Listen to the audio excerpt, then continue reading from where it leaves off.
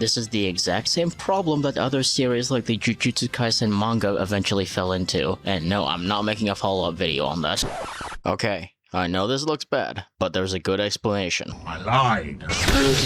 Jujutsu Kaisen, the anime that's pretty much become the mainstream standard for what shonen fight animation should be, while simultaneously playing one of the largest roles in destroying online discourse about anime for the past 3 years or so. And I wouldn't have it any other way. I've made exactly one video about it on this channel where I essentially glazed the entirety of the anime's second season, while loosely referencing the first one. Since then, the manga has been over for almost a year now, and most people were pretty split on the ending. On one hand, we have people who thought it was an extremely rushed conclusion that either just rushed through a lot of questions people have been asking for years or just outright left them unanswered. While on the other hand, there's people who are fucking delusional. Yeah, for those who wanted my thoughts on the later parts of the manga, here you go. I thought it was an absolute travesty. Characters like Hakari and Uraume, literally Sukuna's only ally by the way, felt like they were completely forgotten about and just shoved in at the end because Gege finally remembered he didn't kill either of them off yet. I love that Yuji finally got stronger and felt like an actual protagonist level fighter at the end, but the amount of random power-ups he got throughout the fight against Sukuna was pretty damn ridiculous. Like, they had roughly a month before Gojo's fight with the bastard. We couldn't have gotten some actual chapters of him training before that, you know, actual detailed setup so it doesn't just look like you pulled out all these new techniques straight from your ass. Anybody who says more training chapters are unnecessary and claims these random flashbacks are totally enough to justify everything are the actual brain-dead goblins who don't give a rat's ass about the story. And then of course there's Sukuna, who, for as much as I really liked his character and even his conclusion, was basically reduced to that annoying kid on the playground making up rules out of nowhere to prevent himself from losing. Like, I'm not saying it's wrong for the centuries-old demon to be extremely powerful, but there are better ways to showcase his strength than just binding vow, let me counter this attack and I won't eat tacos on Tuesday. It was pretty funny when he climbed Jacob's ladder though, and the conclusion to his character is, as I said, pretty damn good. At least he didn't go out crying like a little bitch, nor did the story try to paint it as though he was some unfortunate victim of circumstances. He's a villain through and through, and he's treated exactly as such. But these are just a few positive outliers to an otherwise lackluster ending. Now, with all this being said, you might be wondering what exactly are my current thoughts on the series as a whole. Honest answer? I still like it. Do I think it's perfect? No, of course not, but I've made so many fun memories reading the story, engaging with the characters, as bare bones as they may be. And to top it all off, a lot of my issues really only started to become glaring nearing the end of the series. I still enjoy reading about 80% of the manga, and I'm not one of those the ending is paramount kind of guys. Thus, I'm not going to write off Jujutsu Kaisen as just an overall trash series just because I hated the way it finished. So yeah, unfortunately, I'm still a fan. Now on to the real reason I made this video. On September 4th, 2025, Gege Akutami announced that he was officially starting a brand new manga series called Modulo, and that it was going to be a direct sequel to JJK. The story would take place roughly around 68 years after the events of the original series, with the main characters being the grandchildren of Yuta and Maki, who ended up getting married in the future. And that's pretty much all the info we got at the time. Same timeline, new characters, and most importantly, new enemies. That's right, we're not just dealing with cursed spirits anymore. This time we got aliens, which seems to be a developing pattern with shonen sequels, and I'm not entirely sure how I feel about that. Hello, it's Akutami.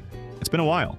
While serializing Jujutsu Kaisen, Jujutsu from here, I received several offers for spin-offs written by others. However, because manga is a medium where things can easily get out of my control, I was afraid of the title spreading in ways I couldn't manage, so at the time, I couldn't accept those offers. But when this particular offer came, and I thought about how it might expand the main story, delve deeper into its setting, or even shift eras entirely, I realized that if it were set in a parallel line, it could open the door to many different projects. This became the spark that gave rise to Modulo, which originally didn't even have a single concrete idea.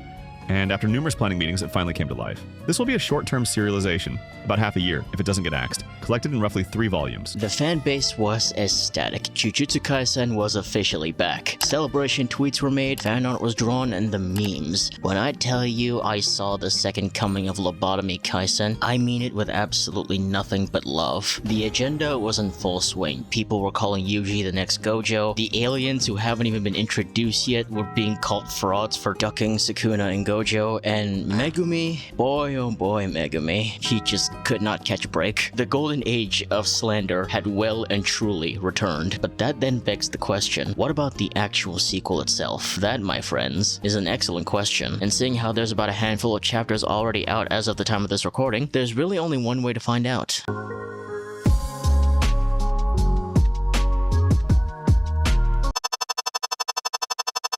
The first chapter begins in the year 2086 on a spaceship where we see the supposed aliens heading their way to Earth, with 50,000 members of their species hoping to take refuge on our planet. On the inside of said ship, 3 of the alien leaders discuss how they're going to diplomatically get their people onto the Earth for sanctuary, and it's revealed that the extraterrestrial are apparently able to use cursed techniques, and goddamn, look at the dome on this loser. We're then shown some flashbacks of an old Yuta spending time with his granddaughter, Yuka, and we see him pass down Rika's ring to her, hoping it'll watch over the little shit until she's able to become a full-fledged sorcerer. Unfortunately, 4 years following the death of both Yuta and Maki, Yuka's mother takes the ring away from her like an absolute snake before giving it to her older brother, Tsurugi. After failing to get the ring back and getting her face caved in, she vows to get stronger so she can beat the shit out of her brother and take her grandpa's gift back by force. We then finally cut back to the present day, with the siblings now in their teens and working as low-level sorcerers. Or at least I hope they're considered low-level. For their most recent mission, they're being tasked with investigating a case of missing children that the Jujutsu Society believe may be the work of a curse, and it's here where they're introduced to a third member who'll be working with them, a supposed foreign sorcerer called Maru. Tsurugi, being the broody boy that he is, quickly gets annoyed with Maru being very ignorant about most of the workings of Jujutsu Society as a whole and throws a fit. Both siblings opted to just ditch Mr. Chrome Dome over here, but Yuka ultimately decides to come back after she felt bad. We get a few cute panels of the two eating lunch and getting to know each other, most of it just being Yuka complaining about how Tsurugi's being a massive dick by keeping the ring from her, while Maru continues to be a complete weirdo, both about Jujutsu stuff and social norms in general. If you're completely fucking blind and haven't caught on already, Maru is one of the aliens, and he's currently trying to get info on how strong humans with cursed energy are. This is not meant to be subtle or a secret from the audience in any way, shape, or form. In fact, they outright just tell you he's acting as a spy, so this ain't some mystery imposter among us crap. After deciding they'd work on the case together, they managed to narrow down the kidnappings to a bunch of streets affected by cursed barrier, and they run back into Tsurugi, who was on the same trail. They block off the entry path to the barrier with some tape, but somehow a kid just manages to slip right by. Seriously, this is just a normal kid. How did he get past all 3 of you idiots? They chase after him, but the brat gets captured. Tsurugi tells Yuka and Maru to report back while he handles things, saying he's going to prove just how much stronger he is than her, only to get snatched up literally right in the next panel. Oh my god, bro, that is just embarrassing. She doesn't even want to go save you afterwards. She has to be talked into it by the guy you look down on. And I can't really even blame her, because you've been kind of a jackass since your first page. And not in an enjoyable kind of way. Nonetheless, we're shown Tsurugi tied up in a room with the kidnapper, who reveals that he's pretty much done with the kidnapping because aliens have landed on the planet. Based on the dialogue, this is the first time in 68 years that an incident like this on the same scale as Sukuna's terrorism has happened. My glorious king just got a planetary upscale. He's now the same level of a threat as an alien invasion. But because things have been so quiet since his death, sorcerers in general have gotten weaker, and Mr. Kidnapper over here believes humanity is not equipped to deal with the oncoming invasion, so he intends to make one last big sale before completely disappearing. The products in question, of course, being the children and Tsurugi. We then get a few panels of this freak basically manhandling the dude while he's tied up before Yuka and Maru burst through the wall to save him. For some reason, she decides that this is the best time to pick a fight with him, but he pretty easily kicks her ass, proving once again that the only person he can beat one-on-one right now is his little sister. No fucking way you're crying after that hit right now. After that extremely tone-deaf scene, they both immediately start attacking the actual enemy and manage to subdue him pretty easily.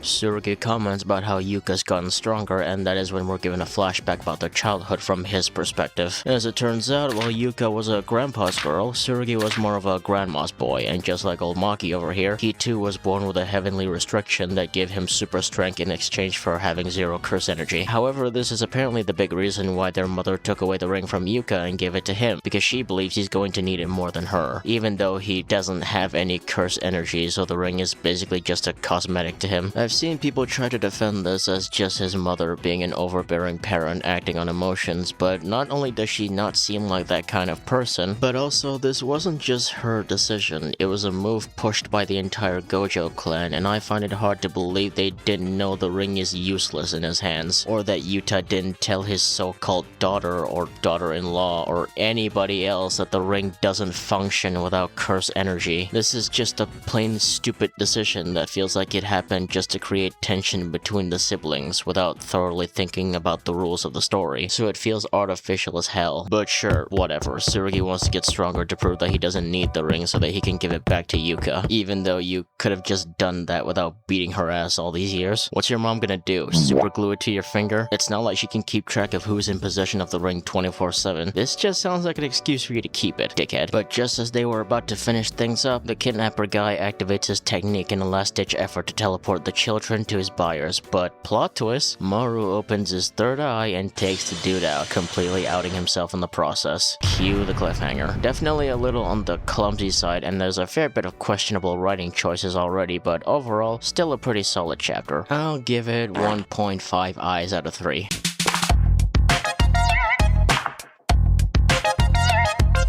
The next chapter takes us to what I assume is the Jujutsu headquarters over in Kyoto, where we see two guys in suits meeting up with two aliens for a diplomatic meeting, with one of them looking very similar to Maru. There's a little tidbit about them being surprised that the aliens can speak Japanese, which doesn't make a whole lot of sense, because how were you planning to communicate with them during the meeting then, if you didn't know what language they spoke? Were you just going to play sim noises and hope some of it made sense to them? I guess you could argue they thought they only spoke English, since there's a brief mention of the US, but that's still kind of a dumb assumption to make. That being said, the meeting goes about as well as you might expect it. The aliens, now being referred to as the Cimmerians, request permission to integrate themselves among sorcerers and follow them on missions and such so that they can learn Jujutsu. While they do have reservations about allowing that, they really don't want to think about the alternative if they refuse, since they seem to have a soldier that's implied to be on the same level of Sukuna himself. Hence, to avoid a potential all-out war from breaking out, they're forced to comply with their demands for now, which brings us back to the present day where Tsurugi is telling Yuka all about the alien stuff he heard about from the trafficker. They both correctly deduce that Maru being a Cimmerian is probably information they weren't supposed to be privy to just yet, so the higher-ups aren't going to help, and unfortunately they can't just walk up and ask Maru himself, since who's to say he can even be trusted just yet, so there's really only one person they can go to for answers. Upon coming face to face with the kidnapper again, they find out about the spaceship carrying over 50,000 residents floating above the Earth, but if they wanted bulletproof evidence of the extraterrestrial, their best bet was to go to a specific mountain the following night when the barrier they're using to hide said ship will be weakened for a gathering. So that's exactly what they decide to do. Sure enough, when they get to Mount Kurumoyama the next night, they find some kind of long rectangular cube that I presume is the alien ship. Meanwhile, Maru meets up with Cross, the lookalike at the beginning of the chapter that sure enough turns out to be his younger twin. Unfortunately, their appearance is where the similarities end, because unlike Maru's happy-go-lucky sunshine ass, Cross seems to be more of a cold, stoic soldier who's solely focused on the mission, which is to resolve the pending stalemate between humans and Cimmerians. And that's pretty much all the vital content we get this chapter: an introduction to Maru's brother and some heavy exposition on the primary situation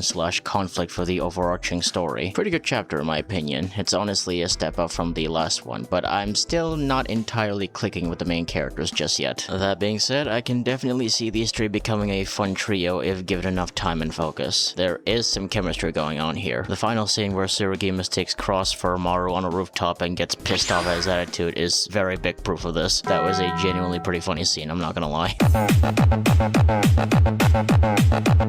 The third chapter is an isolated, self-contained incident, which I guess is to solidify the status quo of this manga being structured as more of an episodic monster of the week type story with an overarching plot looming in the background. The trio of Yuka, Tsurugi, and Maru are tasked with eliminating a cursed spirit that takes on the form of a shark swimming in the air through the forest of Gifu. Is that the fucking shark meme? They get to the location via train and separate into two groups upon arrival, with Yuka questioning the locals about any weird occurrences while Tsurugi and Maru survey the actual mountain. Hijinks and tomfoolery ensue as they run into said curse, which turns out to just be a grown-ass man in a shark costume, who is also revealed to be a former sorcerer. This somehow devolves into these three goobers running around the mountain chasing a man-mating tiger, and I guess he's this old guy's pet or something. It's some really goofy shit, and I can't say I really dislike it. The shark guy actually has a pretty funny power, which is that he can draw out the power of anything that he wears, which is why the villagers are seeing him as a floating shark. This is by far the most unserious and pointless chapter so far. Aside from Tsurugi finding out it was actually Maru's brother he was talking to the other day, you could probably cut this out and nothing would change. But this was the most enjoyable out of the three I've read, because I actually started to get invested with the two boys' friendship. Their contrasting personalities make for some genuinely funny scenes, friends, and I know their dynamic is clearly meant to mirror Yuji and Megumi, but they immediately get more points than the aforementioned duo by virtue of the fact that they're both engaging to read about. Maru is without a doubt the more interesting out of the two, but Tsurugi also gets some credit because although he's a moody loser like Megumi, he at least doesn't bore me to death with how much of a nothing burger bitch boy he is. He's surprisingly way more expressive than you might believe, and this whole shared anguish thing these two have got going on about having siblings that they don't get along with is scratching a certain part of my brain that I didn't even know had an itch. I'm legitimately curious where Gege is planning to go with this. If I had to make one complaint, it would be that Yuka feels like she's been slowly getting shafted to the side, much like Nobara, but again, it's kind of a bit too early to be making any definitive statements. That's just the vibe I'm getting so far. Gege really isn't trying to beat the hating women allegations, I guess. So, I was a bit behind schedule in getting this video out, so while I was making it, this happened. Yeah, 6 months left to live, huh? This motherfucker thinks he's so funny. And that's all I'm gonna cover. I was kind of late getting this video out, so a handful of more chapters have already come up, but I'm not here to cover the entire thing anyways. You can just think of this as an unconventional recommendation. I had fun reading this. The main characters are actually a lot more fun than the ones in the main series. People like to gas up the original trio, but Nobara was missing for more than half the series, and Megumi as well. Megumi. Help! So if we're being completely honest with ourselves, Yuji is the only real good character in this group besides Gojo. So yeah, it wasn't really hard for these siblings and Maru to win me over. I think they're a fun team with some pretty good chemistry that make for some genuinely funny moments. That could easily change in the future depending on where the story goes, but I'm no seer now, am I? So yeah, good job Gege on making the first sequel to a shonen that doesn't suck complete ass right out the gate. Truly an accomplishment.